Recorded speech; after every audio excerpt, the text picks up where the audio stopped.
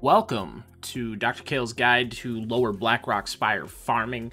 Today I'm going to be going over one of my favorite farms and potentially maybe a high gold farm spot, depending on the safe spots if I'm able to find them.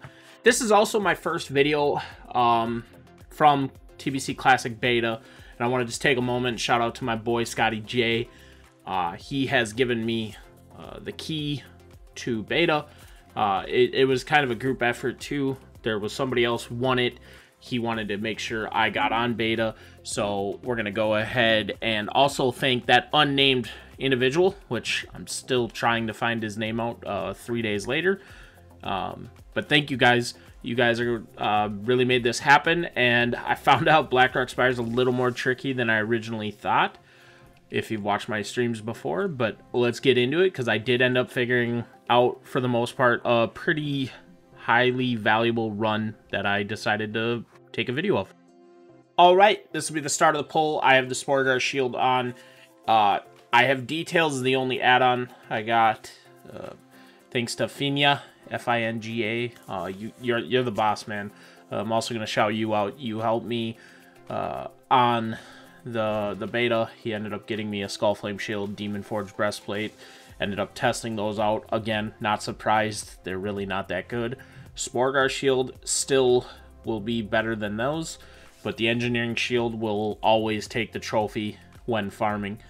Anyways, run in the door, pull all the mobs, and I'll show you kind of here as I run down just to where my first kill spot is.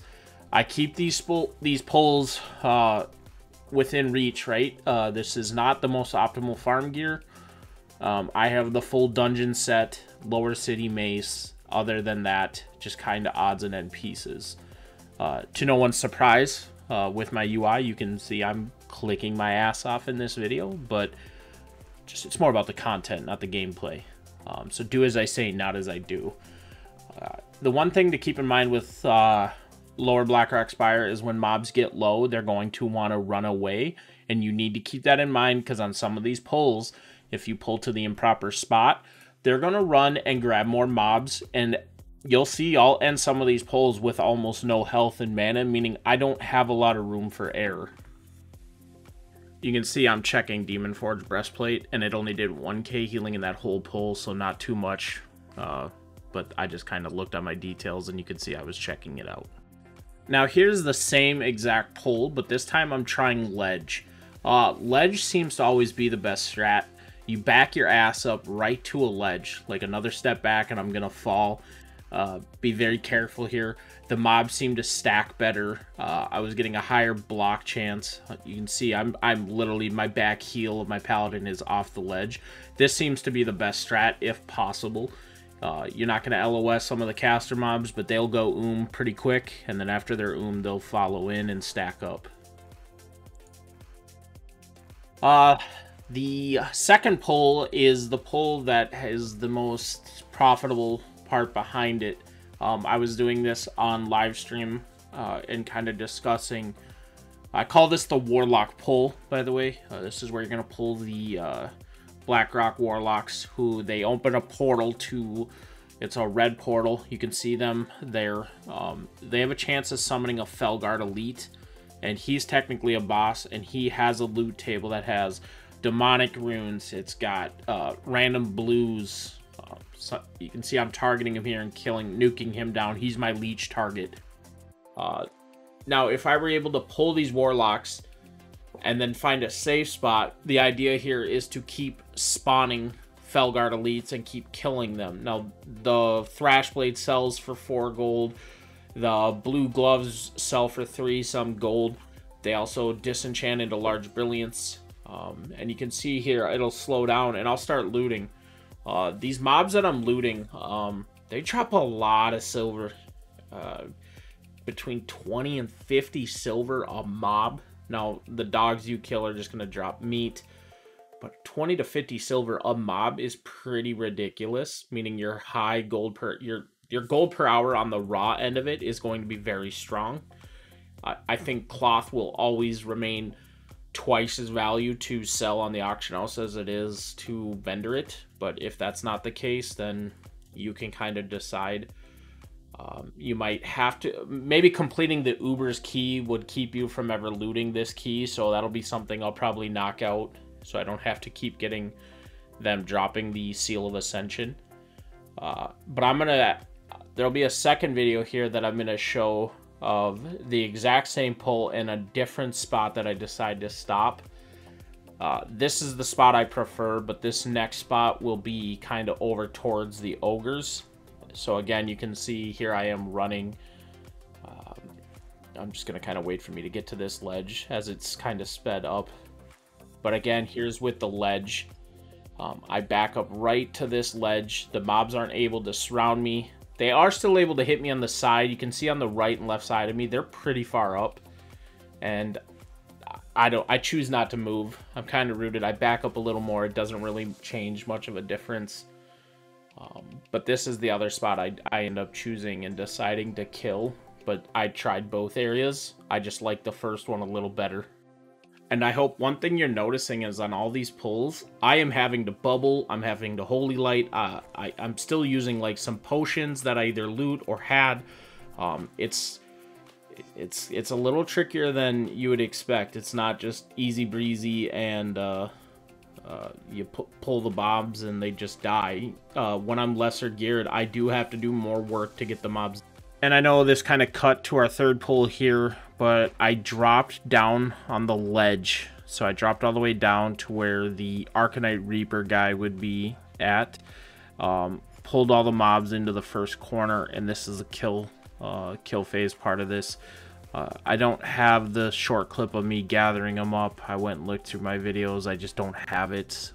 It's not a crazy big pull. I keep these two pulls separate. You can see me kind of LOSing here around these corners in order to get the caster mobs to come back in.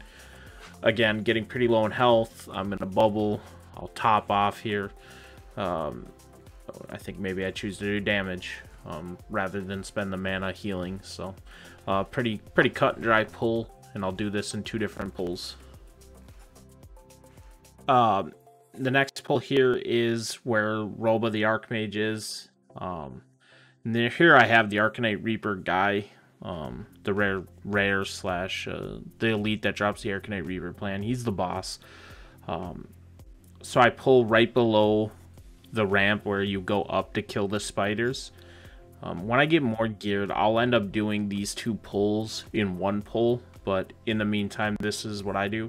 Now, the one thing to keep in mind with these casters in general, this lower area, is the Dark Weavers dispel your buffs, so you got to make sure you always have Sanctuary on.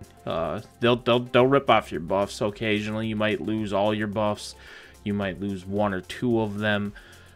Just keep an eye on your buffs because they do spam dispel when you have a lot of them. You should resist most of them, but in the event you don't, you will lose occasionally some buffs. Another thing to keep in mind is they'll put a flame debuff on you. Now you can see I have the curse, but they'll actually put a magic debuff on you that makes you take increased fire damage. Go ahead and dispel that as soon as you can. And here we have the spider pull. But I'm also, luckily with this video, this clip, I mean, I'm going to discuss what happens if you you mess the ledge strat up, and you're about to see what happens. Here is I'm backing up, trying to get right to the ledge, and I fall.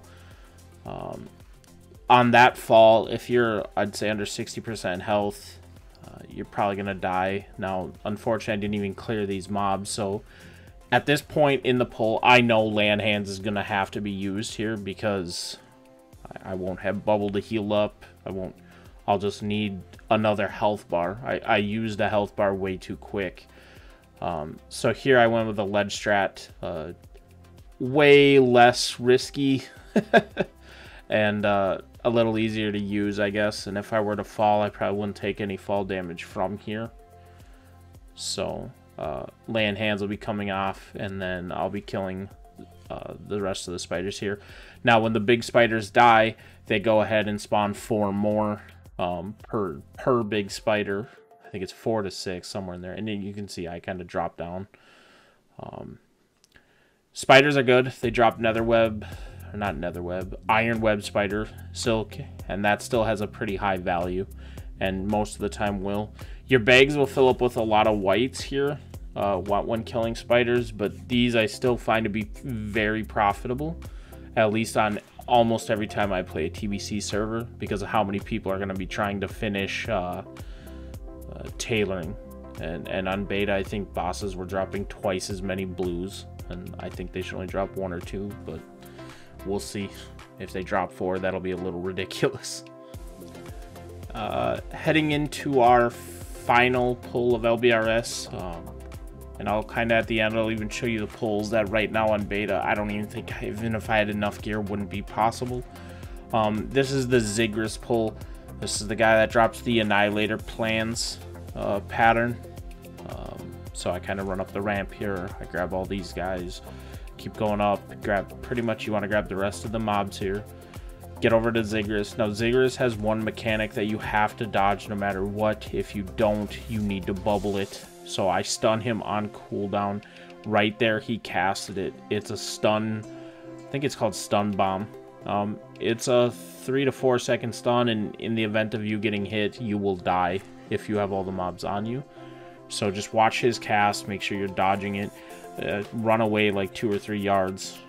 You might have to use freedom. You might have a net on you while he's casting it, and then you're gonna need to freedom and get away. He wants to stun you so he can run away and start shooting you. He seems to be a ranged mob. So if you're ever netted, he's scripted to immediately run away from you and then start doing his ranged abilities. So just be careful when you're fighting him. He will always drop 5 healing potions, 5 major mana potions, so he's nice to kill if you're going to be using some consumables while farming. And occasionally he might drop the Annihilator pattern, which may or may not have value. I'm not sure. We'll kind of end up seeing what it'll be worth.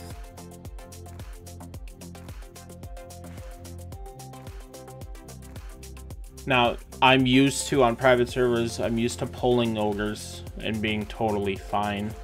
What I found out on beta was this bleed that I start getting, well, it ends up stacking to the point of it doing like 1,000 DPS to me.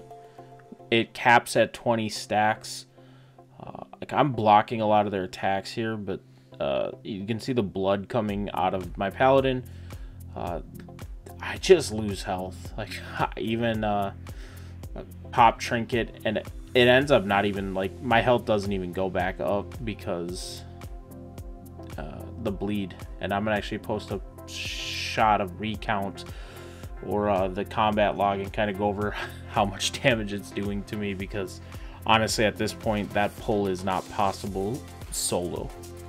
You can see on one of my other pulls, when the mobs got low, they ran and got some of the ogres. And you can see I end up dying here. This is literally called LBR's fail on one of my video clips.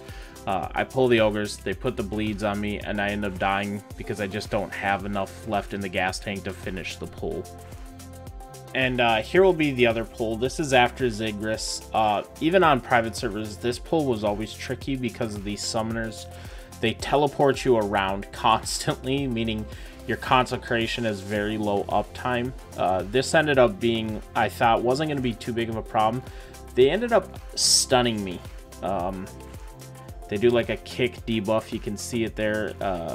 And the second I get stunned, I die. So you die pretty quick. I mean, overall, LBRS currently with the gear that I have on the beta really wasn't optimal for LBRS. You need a lot more block, and I can run heroics and get badge gear and la-di-da-di-da, but I wanted to try to do it with kind of that non-min max gear, and it was difficult. It really was. It wasn't super easy. So if you are going to go in there with lesser gear, just keep the pulls pretty small and you'll be totally fine. But I would assume by the time you're in like full tier 4, LBRS will be very profitable. I use just static numbers, like what things are currently valued at, and what, even if like rune cloth ended up being double the price it is right now, this is anywhere between 200 and 400 gold an hour, which is a lot. I was surprised with how much silver. I think after doing my first trip to vendor, I vendored 120 gold and I looted already 90. So that's 200 raw gold, and then a good amount of greens to DE. My farm videos, when TBC Classic does come out, I'll break down everything. Like, I will show all my bags, show everything, and I'll do a whole breakdown. But that's where I'm currently assuming LBRS will be worth, which is really good. And if the Doom Guards, or yeah, I guess if the Warlock portals can be abused, maybe the sky is the limit with how much gold you can make in here, because that'll be really good for large brilliance, let alone just vendoring. Like, if you can infinitely spawn bosses that vendor swords for 4 to 5 gold each, I could probably kill 20 or 30 of those bosses at a time. And they also drop demonic runes, which are really good for raiding as well. So those will always, I'll be excited to see what I can do in LBRS, because I'll be spending a lot of time in there when it comes out. As always, thanks for watching, guys. If you guys have any questions or comments, toss them down below. Hit the subscribe button, and I look forward to conversing with any of you guys. A lot of the content I've released, I've had a lot of good discussions with people in the comments, and I really do appreciate it. I'll see you in TBC Classic.